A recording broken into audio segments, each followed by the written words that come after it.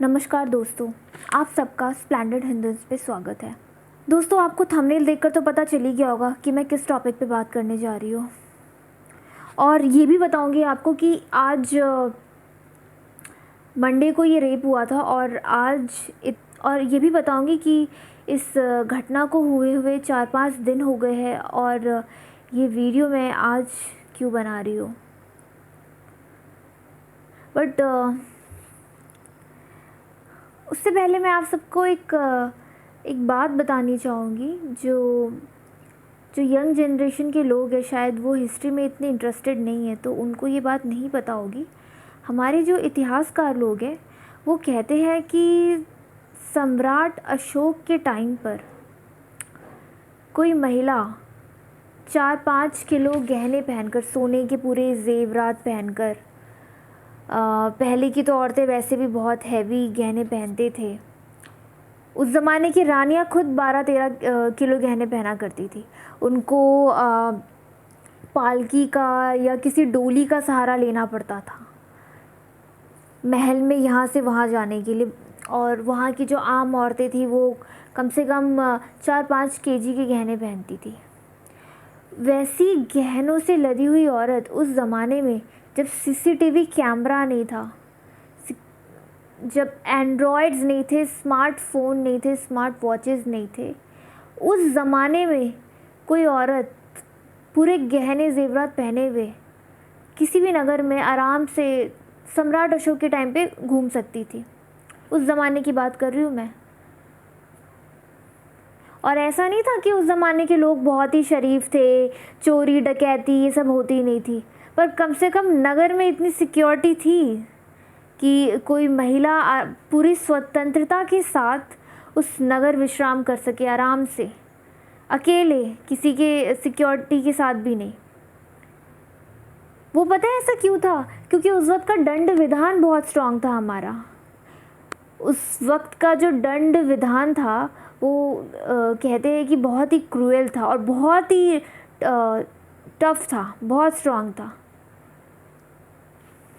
क्या वैसा दंड विधान आज के इंडिया में नहीं हो सकता? माना कि अंग्रेज़ों के कॉन्स्टिट्यूशन, मतलब कहते हैं ना कि ऐसा कि अंग्रेज़ों वाली बनाई हुई पूरी कॉन्स्टिट्यूशन को छापा गया है इंडियन कॉन्स्टिट्यूशन के नाम पे, ठीक है, वो बात ठीक है, बट कुछ कुछ करके तो आप फेरबदल कर सकते हो। कम से कम रेप की पनिशमेंट जिस दिन फांसी हो गई ना, उस दिन इंडिया में रेप नहीं होगा। और बैक टू द पॉइंट, चलो आज बात करते हैं इसी टॉपिक पे कि मैंने ये अशोक वाली कहानी, सम्राट अशोक वाली कहानी आपको क्यों बताई। ये मैंने इसलिए बताई क्योंकि मेरा जो दिल है ना, और मेरी जैसी बहुत सारी लड़कियों का दिल ना बैठ गया होगा ये देखकर कि कोई लड़की अर्धनग्न अवस्था में, जिसके निचले शरीर से पूरा खून बह रहा है, वो 5 से 6 घंटे तक इसी सेमी न्यूड पोजीशन में, मतलब सेमी न्यूड होकर वो बेचारी पूरी रोड पे भागती रही। इन्वेस्टिगेशन में पता चला कि उस लड़की की मदर नहीं थी, और मैं आज बहुत इस बात से मुझे शांति मिली कि थैंक गॉड उसकी माँ नहीं थी, वरना जो उसकी माँ के दिल पे बीत रही होती ना आज। मैं एक लड़की हूँ इसलिए मैं ये फीलिंग जानती हूँ कैसी। और ये कहाँ? उज्जैन में हुआ। उज्जैन, महाकाल की नगरी।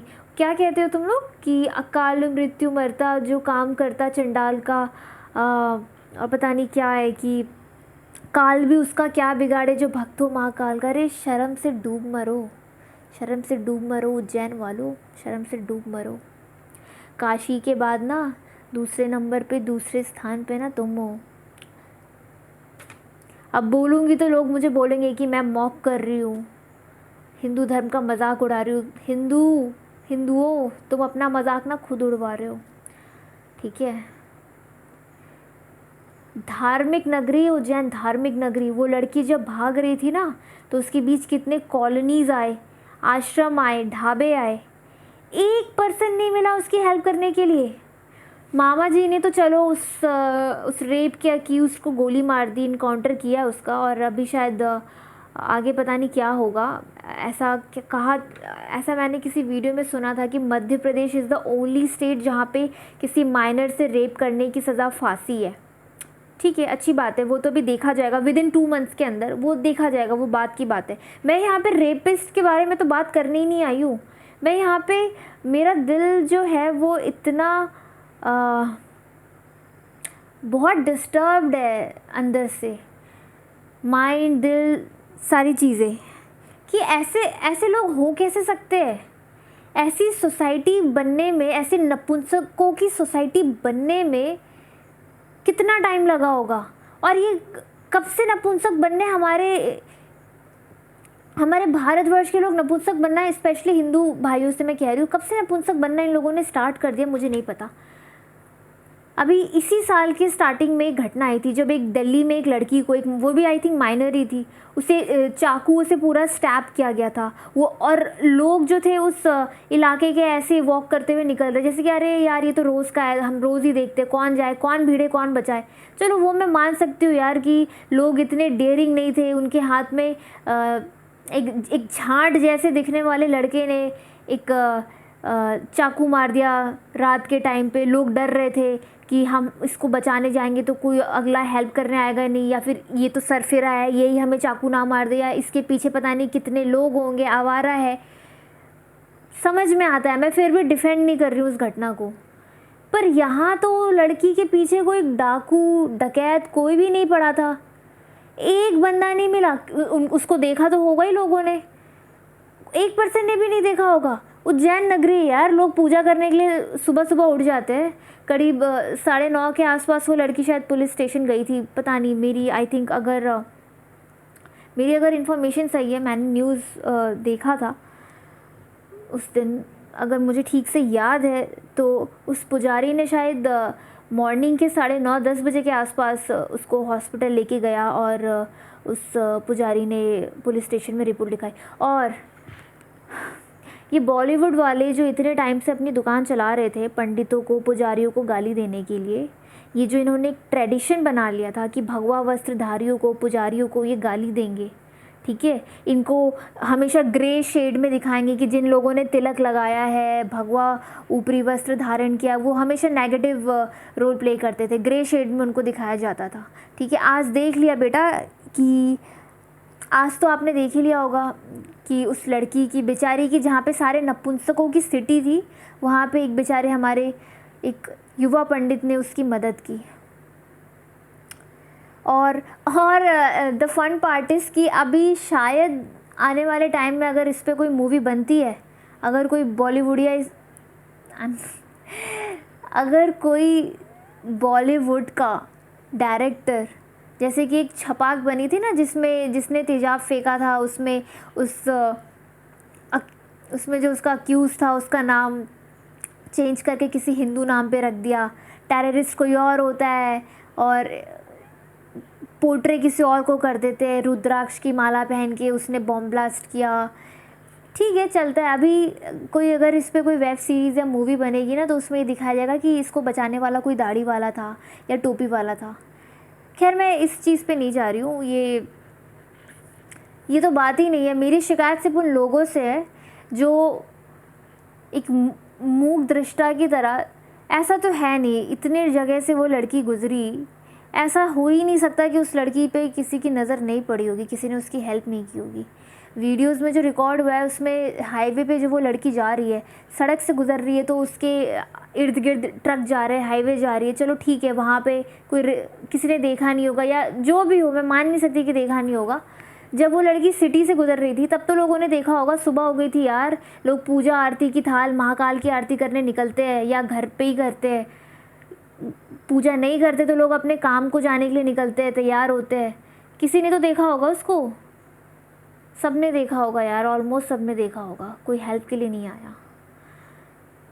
मैंने अपने वीडियो में, अपने इसी चैनल पे, जब वो श्रद्धा रेप केस हुआ था उस वीडियो में भी मैंने ये कहा था कि being a Hindu we failed as a society, we failed as a community.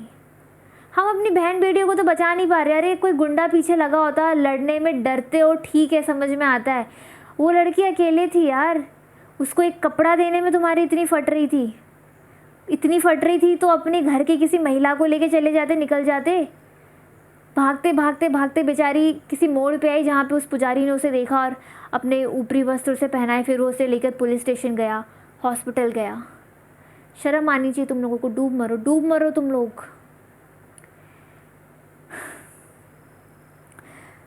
आज से 10 साल पहले, 10 या 11 साल कह ले, 2012 में जब मैं कोचिंग जाती थी, 12 और 13 में जब मैं कोचिंग जाती थी स्कूल से आने के बाद, कोचिंग से आने में जब मुझे लेट होता था तो मेरी मम्मी रोने लगती थी।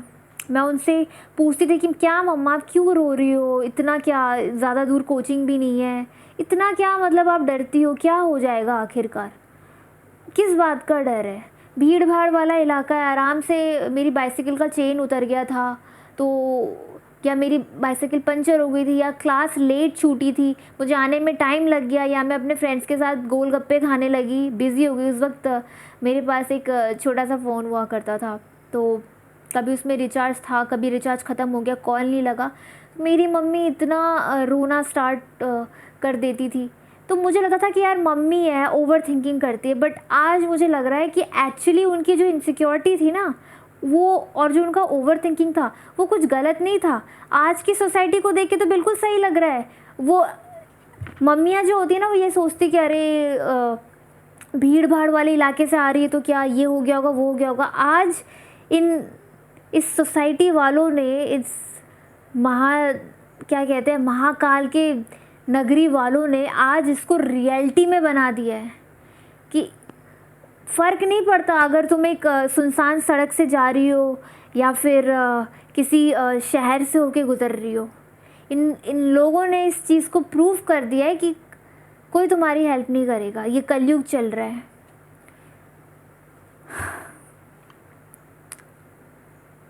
मैंने ना कभी सपने में नहीं सोचा था कि किसी भीड़ भाड़ वाले इलाके में किसी लड़की को अर्धनग्न भागना पड़ेगा इंडिया में। सपने में कभी इमेजिन नहीं किया था मैंने।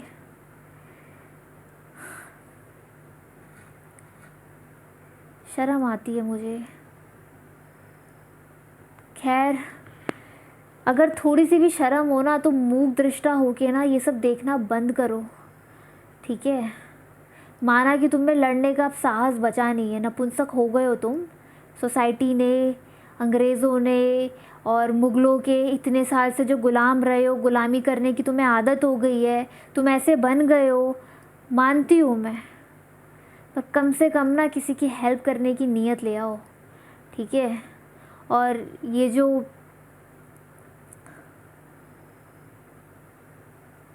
कहते हैं ना, जागो रक्त के भक्त लाडलो, जागो यार, कब जागोगे? तुम्हारा खून नहीं खौलता क्या? कब तक ऐसे देखोगे? कब तक सहोगे?